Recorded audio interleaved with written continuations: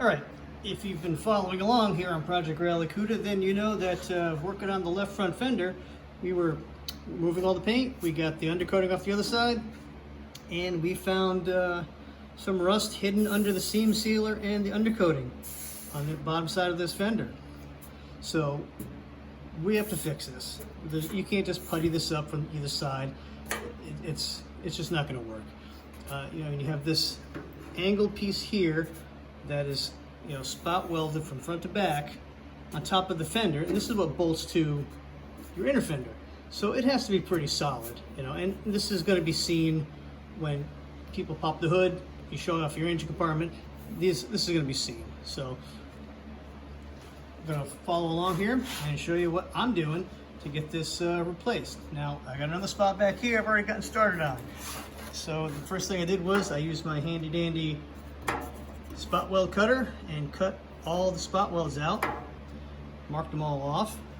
Use my angle grinder with the cutoff wheel and got the long one started and a couple short sections. And to get the rest of this done, because I want to save the inner lip, see under there, I want to save that, see if I can.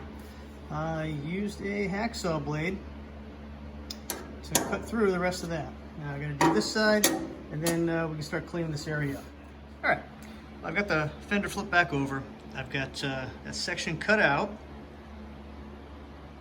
and I've got the area cleaned up and dressed up with some weld-through primer.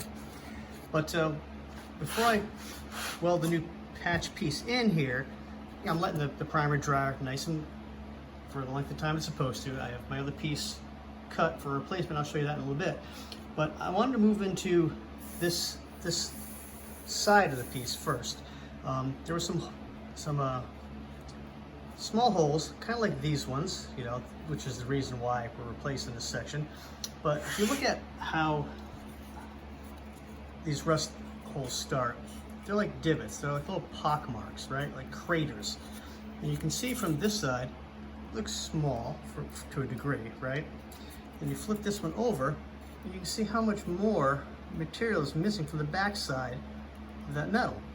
So if you tried to just maybe weld that in, you would spread this hole out so much bigger with your welder trying to close it up that you'd be chasing this. It'd be getting bigger and bigger because the metal's hotter and hotter, and it just blows through like crazy. So what I've done is I've taken a drill, put a 1/4 inch hole in a couple of spots here, and I've got it expanded out to some better, focus, some better steel. So it's pretty good there, all right?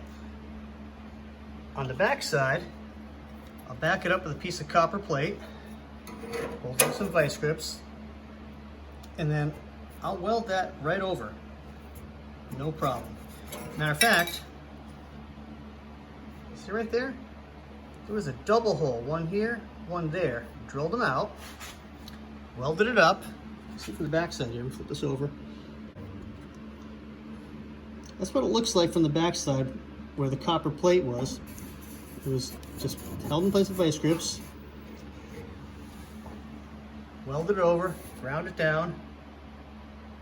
Gets a better angle there. You can see it now. You can see where the weld is. That's it, done. I'm going to do these two now, and this side will be pretty set. I think I have one or two more on the top over here. I'm going to do the same thing to before I cut this other piece, this other section out and replace it like I'm doing the first section.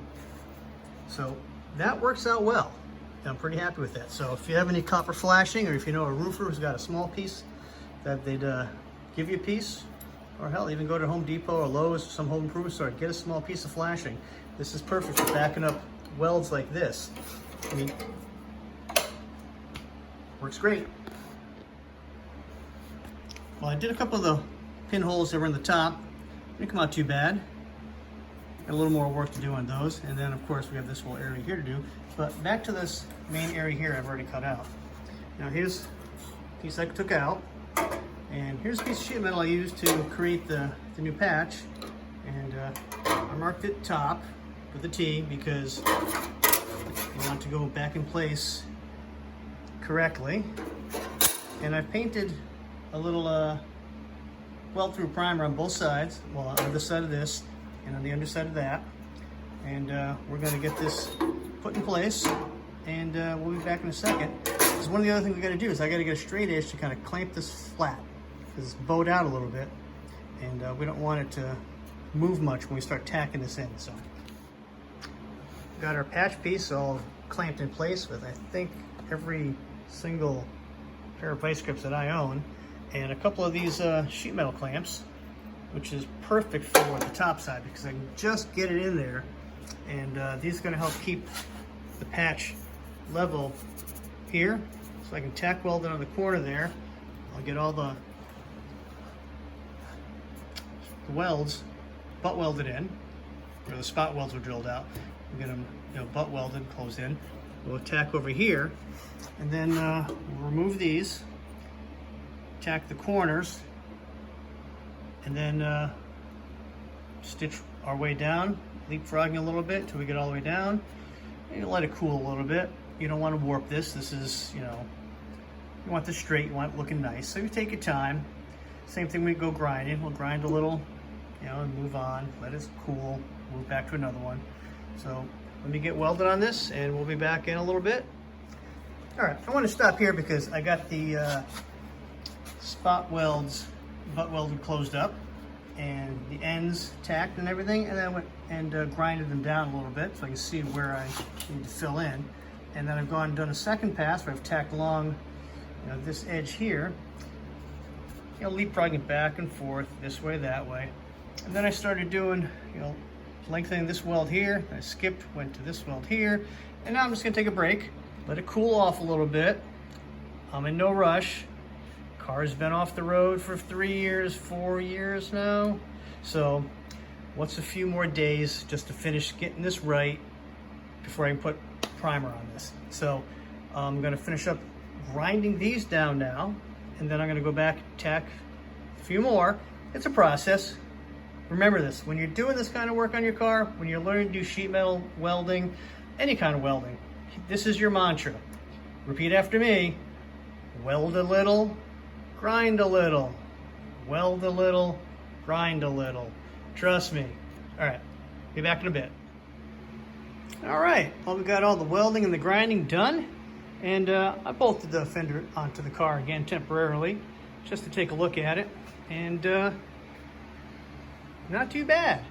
There's a few little spots with the grinder that are got to come out, but with a little bit of high build primer after I'm done with everything, sand it down, you won't even know they're there.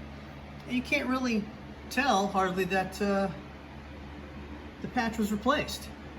Now, previously, I had marked with the Sharpie on the fender where the spot welds were before I cut them, and I went back with a hammer and a punch and dimpled those spots so it would kind of mimic where the spot welds were. You might not even be able to tell that that piece was replaced on the fender. And I got all these holes up here filled up as well. So there you have it, folks. Not too bad. I like it. I'm much happier now. I can sleep at night. Well, that's how you fix rust on a fender. You got to get up into there. You got to get all that stuff out, and you got to see what's going on. Now, what I had said in one of the other videos was that the water, it gets sprayed up underneath of these things, right? We're driving, and it gets past all the undercoating, and it gets past the seam sealer.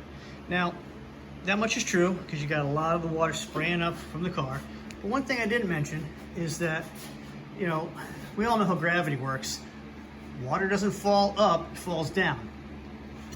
A lot of times cars get rained on, water just drips underneath here, and it'll get between the seam here on the inside, between these two panels, and since it's sealed underneath, it can't get out. So this is one area where the water gets in under these panels and rots out. 9 times out of 10, because when you go to look at some of these older Valiants and Barracudas, this whole top of the fender is rotted out. And that is because it gets stuck underneath the undercoating that's sprayed so thick and heavy all up underneath here. So that's it for today. enjoy the video, and see you soon.